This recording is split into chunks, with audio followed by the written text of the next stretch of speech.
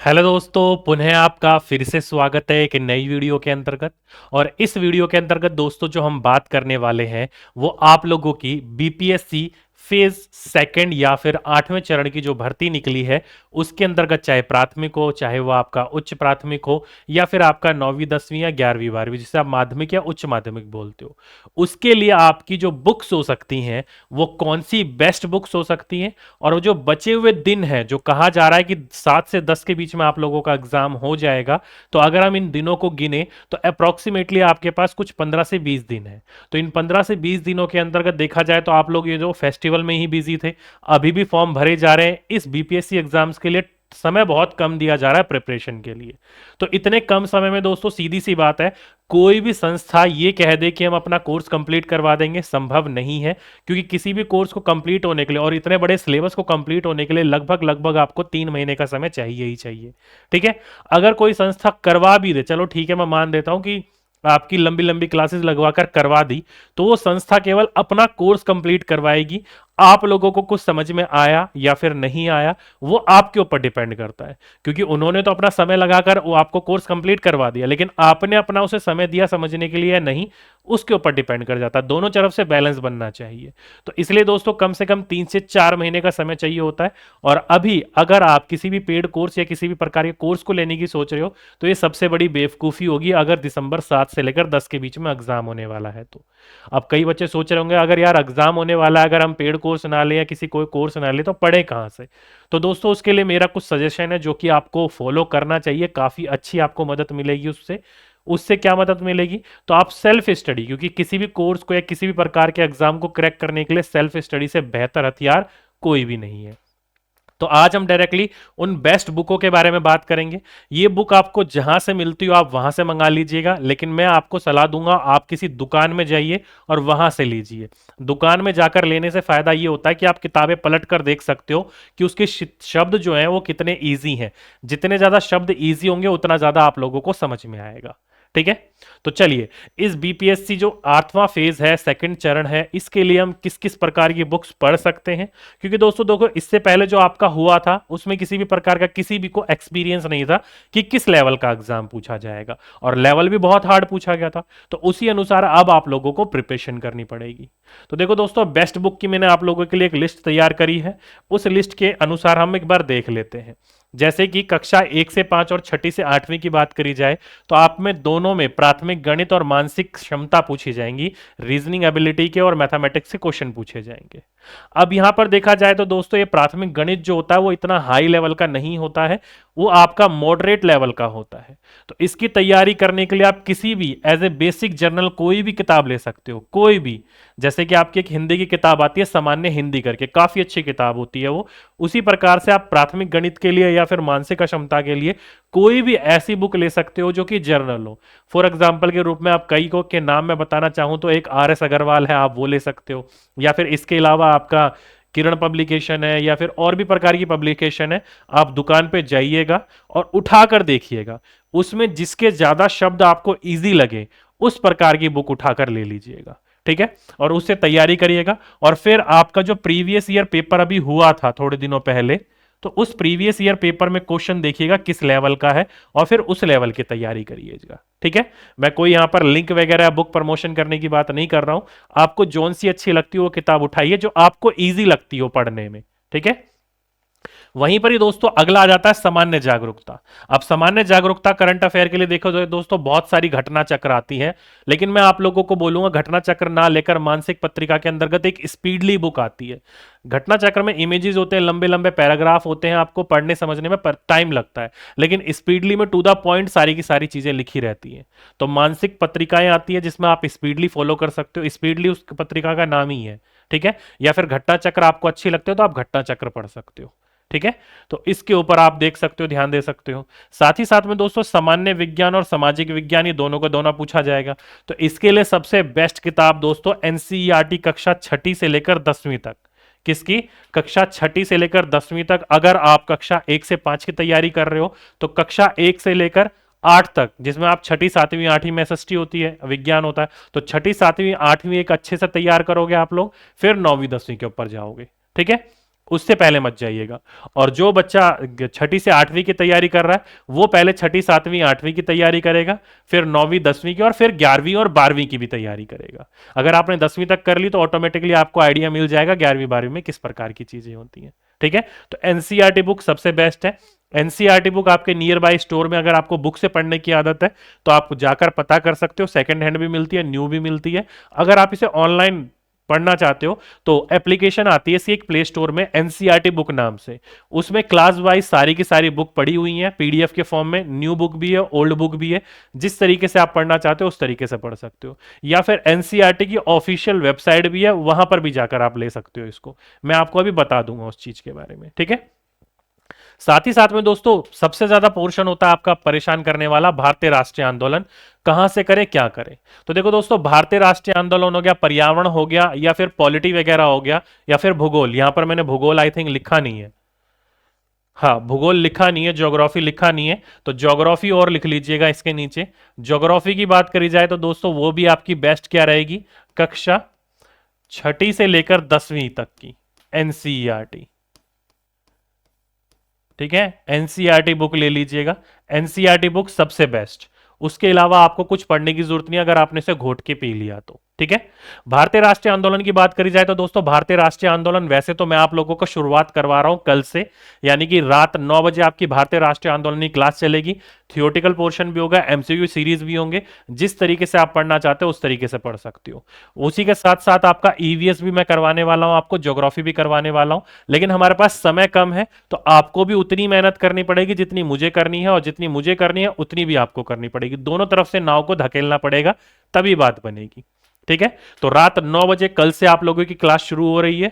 जिस बच्चों को देखना है, बिल्कुल बेसिक से भारतीय राष्ट्रीय आंदोलन पढ़ाने की शुरुआत करूंगा, जिसमें हम कांग्रेस अधिवेशन से शुरू करेंगे। उसके बाद, उससे पहले तो वैसे जो 1857 की क्रांति है वो भी पढ़नी चाहिए हमें, लेकिन आपको एक तरीके से देखा जाए तो 1885 से लेकर 1947 का हमारा क्या कहलाता है, भारतीय राष्ट्रीय आंदोलन कहलाता है। बाकी जितने भी इंपॉर्टेंट टॉपिक होंगे वो सारे के सारे करवा दूंगा।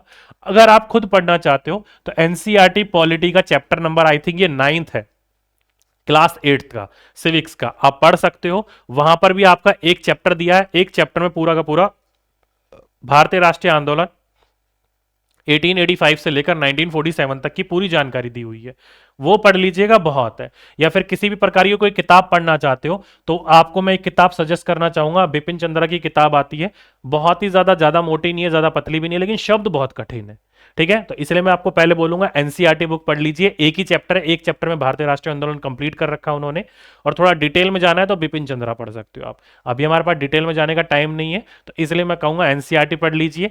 और बिपिन चंद्रा के लेवल तक जाने के लिए हमारे पास टाइम चाहिए, या फिर उससे थोड़ा कम लेवल मैं आपको पढ़ाना शुरू कर दूंगा। एनसीईआरटी से तो मैं कुछ ज्यादा ही पढ़ाऊंगा, इतना ध्यान रखिएगा। एनसीईआरटी जितना आप पढ़ोगे उससे बहुत कुछ ज्यादा मैं आपको देने वाला हूं कल रात 9 बजे से। ठीक है, साथ ही साथ में पर्यावरण की बात करी जाए तो दोस्तों, अगर हम पर्यावरण कक्षा 1 से 5वीं में जो पूछी जाती है, मैंने अगर उनके क्वेश्चन चेक करे तो इकोलॉजी से पूछे जाते हैं क्वेश्चन। और इकोलॉजी एक ही चैप्टर है आपका, एनसीईआरटी बुक है, कक्षा नंबर 12 का चैप्टर नंबर 10वां। वो बड़ा ही चैप्टर है, उसे पढ़ लीजिएगा, वहां से आपकी ईवीएस कंप्लीट हो जाएगी। वहां से आपको आइडिया मिल जाएगा ईवीएस किस तरीके का पूछा जा रहा है। ठीक है, अगर कक्षा 1 से 5 की बात करी जाए तो पर्यावरण अध्ययन के कुछ 5-7 क्वेश्चन होते हैं, और सारे के सारे इकोलॉजी से ही क्वेश्चन पूछे जाते हैं। तो वो एक चैप्टर कर लीजिएगा, एक चैप्टर में आपका बात बन जाएगी। नहीं तो मैं तो आपको करवाऊंगा ही करवाऊंगा, वहां से भी आप देख लीजिएगा। और ज्योग्राफी हमने बात कर ही ली है, कक्षा 6 से लेकर 10 तक पहले पढ़िएगा आप, कक्षा 6, 7, 8, फिर 9वीं 10वीं, और छठी से 8वीं वाले फिर 11वीं 12वीं पढ़िएगा। ठीक है, तो कुल मिलाकर आप लोगों के लिए ये इंपॉर्टेंट बुक्स है। अगर आप सेल्फ स्टडी करना चाहते हो, और सेल्फ स्टडी ही इस समय सबसे बेटर होगा। किसी भी कोर्स के चक्कर में अभी आप फंसोगे तो वो तो कोर्स कंप्लीट करवा देंगे, लेकिन आप लोग खुद नहीं कर पाओगे स्वयं उस कोर्स को। तो जब आपने करा ही नहीं तो फायदा नहीं उस चीज का, फिर बच्चा वहां पर परेशान होता है, यार मैंने पैसे बर्बाद कर दिए। तो वही वाली बात है, अभी आप लोगों को क्या करना है, सेल्फ स्टडी पर ज्यादा फोकस करना है। रही बात ये एनसीईआरटी बुक्स कहां से मिलेंगी, तो एनसीईआरटी बुक्स मैंने देखो दोस्तों दो तरीके बताए आपको। बुक से पढ़ने की आदत है तो स्टोर पे जाइए, सेकंड हैंड बुक ले लीजिए, या किसी बच्चों से मांग लीजिए जो आपके जान पहचान में हो। या फिर आप, एप्लीकेशन तो है ही, प्ले स्टोर आपके हर किसी के फोन में होता ही है, एनसीईआरटी बुक्स करके एक एप्लीकेशन आती है, वो डाउनलोड कर लो। नहीं तो दोस्तों आपकी एनसीईआरटी, आप गूगल पे जाइएगा, गूगल पे सर्च मारिएगा एनसीईआरटी बुक्स, बस इतना आपको सर्च मारना है और सर्च मार के चले जाना आपको। पहले नंबर पे आपका खुल जाएगा NCERT text book PDF 1 to 12th। अब यहां पर आपको सेलेक्ट करना है, मान लो मुझे सेलेक्ट करना है छठी क्लास, मैंने छठी क्लास सेलेक्ट कर ली। सब्जेक्ट मुझे चॉइस करना है, मान लो मैंने चॉइस करा सोशल साइंस, और यह बुक का टाइटल आपको दिया होगा हिंदी और इंग्लिश दोनों में। जैसे इंग्लिश में दिया है हिस्ट्री आर पास्ट, नीचे पढ़ोगे तो यहां पर देखो लिखा हुआ है, कहा गया, राजनीतिक जीवन ये रहा हमारा अतीत, आर पास्ट हमारा अतीत। ये हिस्ट्री आर पास्ट अगर आप डालोगे तो बुक इंग्लिश में खुलेगी, हमारा अतीत डालोगे तो बुक हिंदी में खुलेगी, और गो पर क्लिक कर देना है। बस ये रही आपके सामने बुक, ये है आपका हमारा अतीत, हिस्ट्री की बुक है। यहां पर आपके चैप्टर दिए हैं 1 2 3 4 5, कोई सा भी चैप्टर अगर आप ओपन करना चाहो, मान लो मैंने आपका पहला चैप्टर ओपन करा, ये है आपका पहला चैप्टर, यहां ओपन हो जाएगा। आराम से इस बुक को पढ़िए, कोई भी किसी भी प्रकार की परेशानी नहीं होगी। अगर आपको इसको बुक को डाउनलोड करके रखना है तो यहां से डाउनलोड करके अपने पास रख सकते हो, और कब जब मन चाहा तब मन कहा पढ़ लिया, क्योंकि कई बार नेट नहीं चलता, तो यहां से डाउनलोड कर लीजिएगा बुक और आराम से पढ़ते रहिएगा, यहां से कोई दिक्कत वाली बात नहीं है। जैसे कि मैंने अभी आपको बोला कि आपके पास है ना पॉलिटी, जैसे कक्षा 8वीं डालता हूं मैं, ठीक है, साइंस की जगह मैं डालता हूं, सोशल साइंस की जगह मैं डालता हूं सोशल साइंस डाला, यहां पर मैं डाल देता हूं पॉलिटी लाइफ, सामाजिक राजनीतिक विज्ञान, शायद यही होगा, मैं एक बार देख लेता हूं, मुझे पक्का नाम याद नहीं आ रहा उस चैप्टर का। हाँ इसी में ही होगा आई थिंक, कक्षा चैप्टर नंबर 7वां आई थिंक, मुझे प्रॉपरली ध्यान नहीं आ रहा है, 7वां है कि 8वां है, इकाई 5 करके, नहीं ये तो पानी से रिलेटेड है, शायद 8वां होगा। नहीं, कानून और सामाजिक है छठा, मतलब यहीं कहीं आपकी पॉलिटी में देख लीजिएगा, वहीं पर ही भारतीय राष्ट्रीय आंदोलन करके एक पूरा का पूरा पीडीएफ है, ठीक है, तो उसको पढ़ लीजिएगा, पूरा का पूरा भारतीय राष्ट्रीय आंदोलन कंप्लीट हो जाएगा। कुल मिलाकर मैंने आपको यहां बुक्स बता दी कि एनसीईआरटी बुक्स आपको कहां और कैसे मिलेगी, चाहे वेबसाइट से लो, डाउनलोड करना है डाउनलोड करके रखो, सारी बुक्स एक साथ डाउनलोड करनी तो वो भी ऑप्शन आ जाता है, सारी बुक्स एक साथ डाउनलोड करके आप अपने किसी भी प्रकार के फोल्डर बनाकर उसमें रख सकते हो, या फोन में तो सबसे बेस्ट एप्लीकेशन ही होता है। मैं भी अपने फोन में वो एप्लीकेशन इस्तेमाल करता हूँ, मैं आपको भी दिखाई देता हूँ, देखो जब भी मुझे एनसीईआरटी पढ़नी होती है, मैंने एनसीईआरटी अपनी ओपन करा, यहाँ पर ये है एनसीईआरटी, ये देखो एनसीईआरटी बुक्स करके मैंने ओपन कर लिया, ये बुक, ये सबसे बढ़िया मुझे एप्लीकेशन लगती है, सारी की सारी यहाँ पर बुक्स पड़ी हुई है, देखो